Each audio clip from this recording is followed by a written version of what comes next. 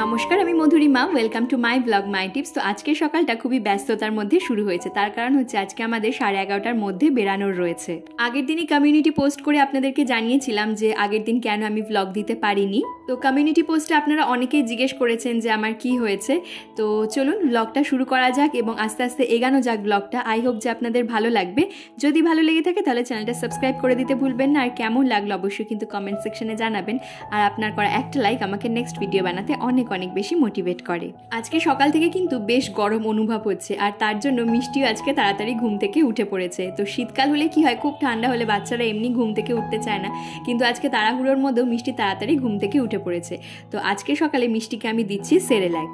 প্রায় দিনই মিষ্টিকে আমি ব্রেকফাস্টে হয় ওটস দিয়ে থাকি, অথবা ওটসের সঙ্গে অ্যাপেল, অথবা শুধু অ্যাপেলের সঙ্গে ন্যানপ্রো বা ড্রাই ফ্রুটস পাউডার, এই সমস্ত কিছু দিয়ে থাকি। তো আজকে ভাবলাম যে সেরেল্যাকটাই ওকে দিই, কারণ কি এইগুলো অনেকবার রিপিট করা হয়েছে। আর সারাদিনে যেহেতু মিষ্টিকে আমি একবারই সেরেল্যাক দিই, তো সেজন্য আজকে সন্ধ্যার টাইমে আর সেরেল্যাকটা দেবো না, সেই সময় এসে কর্নফ্লেক্স বা অন্য কিছু প্যানকেক টাইপের বানিয়ে দেবো। তো সেজন্য আজকে সকালে সেরেল্যাকটাই দিয়ে দিচ্ছি, আর বেলায় মিষ্টিকে সবজি যেটা ও খায় প্রত্যেক দিন সেটা খাইয়ে নিয়েই তারপর যাব। তো সকালবেলায় আমাদের ডাইনিং রুমটায় বেশ সুন্দর রোদ আসে, আর মিষ্টিকে আমি রোদেই বসাই, একটু হালকা রোদটা থাকে বলে। তো এখানে বসিয়ে এখন ওকে খাইয়ে নিচ্ছি। তো মিষ্টিকে খাওয়ানোর যে শর্টসগুলো আমি আপনাদের সঙ্গে শেয়ার করি, তো তার মধ্যে সেদিনকে একজন লিখেছে, দেখছিলাম যে আপনি বিদেশি বাচ্চাদের মতন ভাবেন মেয়েকে, আর বিদেশি আদব কায়দায় মেয়েকে খাওয়া দাওয়া করান। তো বিদেশি আদব কায়দা যেগুলো ভালো হবে, সেটা দেশি হোক চাই বিদেশি, সেগুলো কিন্তু আমরা অ্যাকসেপ্ট করে নিতে বাধ্য। এখন বলুন না, কোনো বিয়েবাড়িতে দেখবেন যে মাটিতে বসে খাওয়াচ্ছে? সব বিয়েবাড়িতেই তো চেয়ার টেবিলে খাওয়ার ব্যবস্থা করা হয়, আর এই চেয়ার টেবিলের ধারণাটাই এসেছে বিদেশ থেকে। এখনকার দিনে যদি মাটিতে বসে বিয়েবাড়িতে খাওয়ানো হয়, তো সেই বিয়েবাড়ির বদনাম হয়ে যাবে। সুতরাং যে সিস্টেম ভালো হবে, যে সিস্টেমে আমরা অনেক বেশি সুবিধা পাবো, সেটাকেই আমরা ডেফিনেটলি অ্যাকসেপ্ট করে নেব। সুতরাং বিদেশিদের মতন করে খাওয়ানো, বিদেশি আদব কায়দায় বড় করে তোলা, এই সমস্ত কথাগুলো খুবই অযৌক্তিক। মিষ্টির জন্য যে ম্যাটটা অর্ডার করেছিলাম, তো আজকে মিষ্টিকে এটাতে বসালাম। আর যেহেতু প্রায় ঠান্ডাটা চলেই গেছে বলা যেতে পারে, গরম পড়ে গেছে এখন, তো নিচে একটুখানি এখন বসলে, ফ্লোরে বসলে কোনো অসুবিধা নেই। আর ম্যাটটা যেহেতু বেশ মোটা কোয়ালিটির রয়েছে, কারণ কি একটু স্পঞ্জ টাইপের রয়েছে, তো ঠান্ডা ওঠারও কিন্তু কোনো রকম সম্ভাবনা নেই।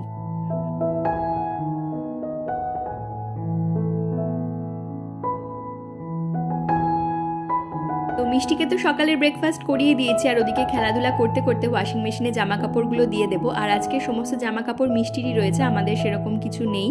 আর একটা একটা করে যদি কাজ এগিয়ে গুছিয়ে না রাখতে পারি, তাহলে মিষ্টিকে নিয়ে সময় মতো বেরানো খুবই অসুবিধা হয়ে যাবে। তার কারণ হচ্ছে ওকে আবার দুপুরের লাঞ্চটা করিয়ে নিয়ে যাব বলে ঠিক করেছি, তার মধ্যে আমাদের রেডি হওয়া এই সমস্ত কিছু তো রয়েছে। যদি আমরা দুজনে যেতাম তাহলে তো কোনো ব্যাপারই ছিল না, কিন্তু মিষ্টিকে যেহেতু নিয়ে যাব, ওকে সমস্ত কিছু করিয়ে রেডি করে নিয়ে যাওয়াটা বেশ কিন্তু একটা সময় সাপেক্ষ ব্যাপার।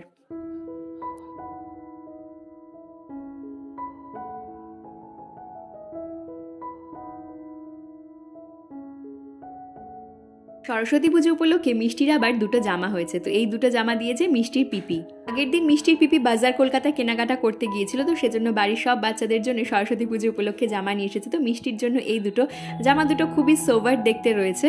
আর বাচ্চাদের এরকম কিউট চেক জামাগুলো যদি পরানো হয় খুবই ভালো লাগে। তো প্রথম যে জামাটা দেখালাম পিঙ্ক কালারের, ওটা মিষ্টির এখন গায়ে হয়ে যাবে, কিন্তু এই জামাটা মিষ্টির এখন একটু বড় হবে, কারণ এটা দেওয়াই রয়েছে 12 to 18 মান্থসের বাচ্চাদের জন্য। তো মিষ্টির ওয়ার্ড্রবে সমস্ত জামাগুলো তুলে রাখবো, কিন্তু তার আগে ভাবলাম যে জামাগুলো আমি কেচে দিই, তাতে কি হবে, ওর ওয়ার্ড্রবে একদম সুন্দর করে আয়রন করে তুলে রেখে দিতে পারবো।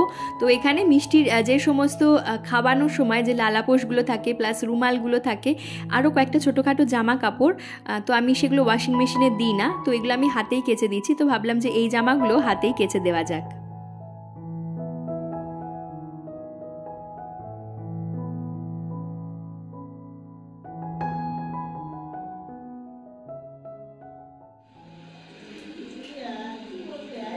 তো এই যে আমরা বেরোচ্ছি, এখন বাজে ঘড়িতে 12:15। চলো যা যাক।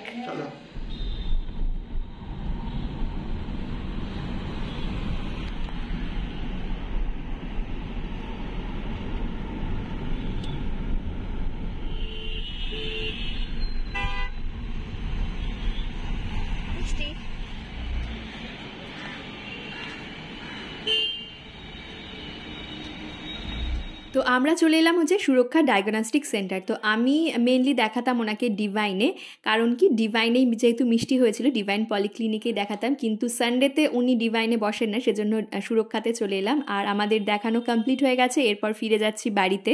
ডক্টর কি বললেন সেটা আপনাদের সঙ্গে শেয়ার করব ভিডিও শেষের দিকে। তার আগে মিষ্টির সঙ্গে এখন এখানে একটু খেলাধুলা করে নিই, আর সঙ্গে আপনাদের সঙ্গে শেয়ার করে নিই কয়েকটা ইনফরমেটিভ টিপসও। স্প্যারো কেমন করে ডাকে বলো তো? দেখো পিকক, এই বড় পেখক। মিষ্টিকে আমি এখন থেকেই প্রত্যেকদিন সন্ধ্যাবেলা এবং সকালবেলা এইভাবে বই নিয়ে বসানোর একটুখানি অভ্যেস করি।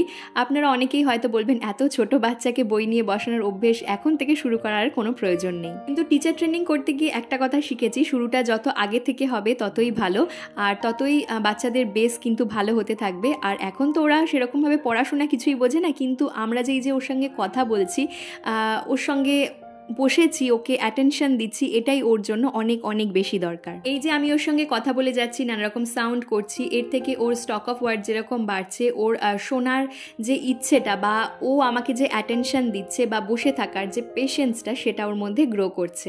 এবং এর থেকে ছোট বয়স থেকে বাচ্চারা কিন্তু একটা হ্যাবিটের মধ্যে আসে যে এরপর আমাকে কি করতে হবে। ওদের যদি একটা শিডিউল, একটা রুটিনের মধ্যে রাখা যায়, তাহলে ওদের সারা দিন এমলেসভাবে ঘুরে বেড়ানোর কোনো প্রয়োজন পড়ে না। তো এখানে দেখতেই পাচ্ছেন মিষ্টির জন্য এই সমস্ত বইগুলো কিনেছি, সেগুলো তো আগেই আপনাদের সঙ্গে শেয়ার করেছি। এই ছড়ার বইগুলো খুবই ভালো, কারণ এর মধ্যে প্রচুর ছবি দেওয়া রয়েছে, আর তার থেকেও বড় কথা হলো ছবিগুলো অনেক বেশি কালারফুল। এর থেকে বাচ্চাদের কিন্তু দেখার একটা অভ্যেস তৈরি হবে। এই বইগুলো তো আগে আপনাদের সঙ্গে শেয়ার করেছিলাম, আরও কয়েকটা বই নতুনভাবে ওর বাবা ওর জন্য এনেছে। তো এই সমস্ত বইগুলোতে পিকচারগুলো যেরকম খুব সুন্দরভাবে থাকে, তবে এই বইগুলো খুব তাড়াতাড়ি বাচ্চারা ছিঁড়ে ফেলতে পারে। কিন্তু এই ধরনের বইগুলো, তো ও আগের দিন একটা বইয়ের দোকানে গিয়েছিল, তো বললো যে বাচ্চাদের জন্য এই বইগুলো আমার খুবই ভালো লেগেছে, তো সেজন্য দুরকম বই পেয়েছে, ভেজিটেবলস আর বার্ডস, তো নিয়ে এসেছে। তো দেখতেই পাচ্ছেন ছবিগুলো কতটা রিয়েলভাবে তৈরি। আর আমরা টিচার ট্রেনিংয়ের সময় শিখেছিলাম যে বাচ্চাদের যত রিয়েল অবজেক্ট দিয়ে শেখানো যাবে তত ওদের ভালো হবে, তত ভালোভাবে শিখবে ওরা। তো এখানে দেখতেই পাচ্ছেন ছবিগুলো কতটা রিয়েল। এছাড়া এই বইয়ের থেকেও বড় কথা হচ্ছে আমি আমার টিচার ট্রেনিংয়ের সময় এই ফ্ল্যাশ কার্ডগুলো তৈরি করেছিলাম। তো ফ্ল্যাশ কার্ডগুলো যত্ন করে রেখেছিলাম বলে আজকে মিষ্টিরও কাজে লাগছে। তো এখান থেকে বার্ডস, অ্যানিম্যাল, এই সমস্ত কিছু তোকে শেখাই, তার সাথে সাথে দেখতেই পাচ্ছেন গুড হ্যাবিট বা গুড ম্যানার্স যেগুলোকে আমরা বলি, সেগুলো এখানে সুন্দরভাবে আমি তৈরি করেছিলাম। এগুলো রোজ দেখতে দেখতে মিষ্টিরও কিন্তু একটা অভ্যেস তৈরি হবে, এবং তার এফেক্ট তো অবশ্যই একটা থাকবে যখন ও প্রথমবার পড়াশোনা শুরু করবে।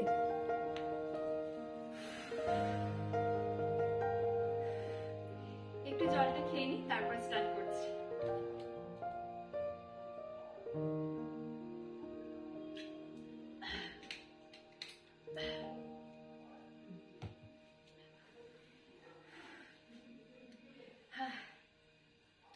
কারণ কি এক্সারসাইজ, হাঁটাহাঁটি এই সমস্ত কিছু করলে এমনি প্রচন্ড জল তেষ্টা পেয়ে যায়, তাই না?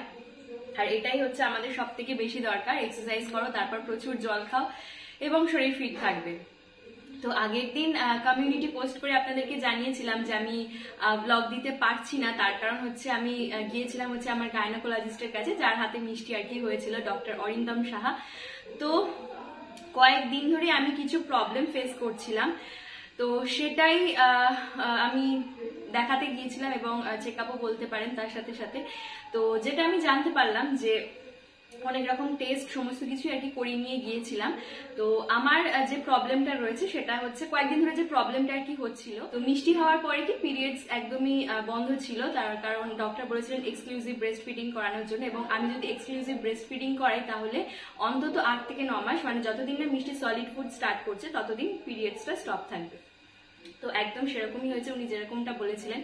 আমার 7 মান্থস, মিষ্টি 7 মান্থস হয়েছে, তারপর স্টার্ট হয়েছিল আবার। তো যাই হোক 7 to 8 মান্থস এরকম হয়েছে, তারপর স্টার্ট হয়েছিল। তো কিন্তু স্টার্ট হওয়ার পরে যে প্রবলেমগুলো হচ্ছিল, প্রচন্ড পেন হচ্ছিল এবং আমাকে পেন কিলারও খেতে হচ্ছিল। আর যে প্রবলেমটা হচ্ছিল সেটা হচ্ছে প্রচন্ড ইরেগুলার, নানা রকম আরো আর সেটা বলছি না কিছু। তো এই রকম নানা রকম সমস্যার জন্য আমি গিয়েছিলাম কালকে। তো উনি যেটা বললেন যে পিসিওডির সিমটমস সমস্ত কিছু রয়েছে। তো থ্যাংক গড এটাই যে মিষ্টি আগে হয়ে গেছে, তারপর এই সমস্ত প্রবলেমগুলো এসেছে, নাহলে আবার একটা চিন্তার বিষয় ছিল। তো যাই হোক, উনি যেটা বললেন সেটা হচ্ছে ওয়েট কমাতে হবে। ওনার মধ্যা কথা যেটা, যে মেয়েদের যদি সুস্থ থাকতে হয়, এই যে এত মানে ওনার কাছে কালকে যত পেশেন্ট গেছে, প্রেগনেন্সি কেস তো প্রচুর রয়েছে, তার সাথে সাথে হচ্ছে ইউটেরাস রিলেটেড প্রবলেম। মেয়েদের সব থেকে বেশি যেটা প্রবলেম এখন হচ্ছে uterus related problem, periodical problem. তো এইগুলো সমস্ত কিছু ঠিকঠাক রাখতে উনি যেটা বললেন, ওয়েটটাকে অবশ্যই আমাদেরকে মেনটেন করতে হবে এবং হেলদি খাওয়া দাওয়া করতে হবে। তবেই আমরা মানে যত বয়স বাড়বে, না হলে এই সমস্ত প্রবলেমগুলো আমাদের আসতে পারে। ডায়েটটা আরো অনেক বেশি মেনটেন করতে হবে এবং তার সাথে সাথে প্রত্যেক দিন যেটা উনি বললেন খাদ্য তালিকায় যেগুলো যোগ করতে হবে, স্প্রাউটস যোগ করতে হবে, সবুজ শাক সবজি, এই সমস্ত কিছু খেতে হবে। এবং যেটা বাদ দিতে বললেন যে 3টে জিনিস, উনি আমাকে প্রথম দিন যেদিনকে ওটি হয়েছিল আমার, সেদিনকে উনি বলেছিলেন তেল, ময়দা, চিনি, এই 3টে জিনিস অ্যাভয়েড করতে হবে। তো কালকে উনি একই কথা বললেন। তার সাথে সাথে এক্সারসাইজ করতে হবে, হাঁটাহাঁটি, যোগা করতে পারি আমি।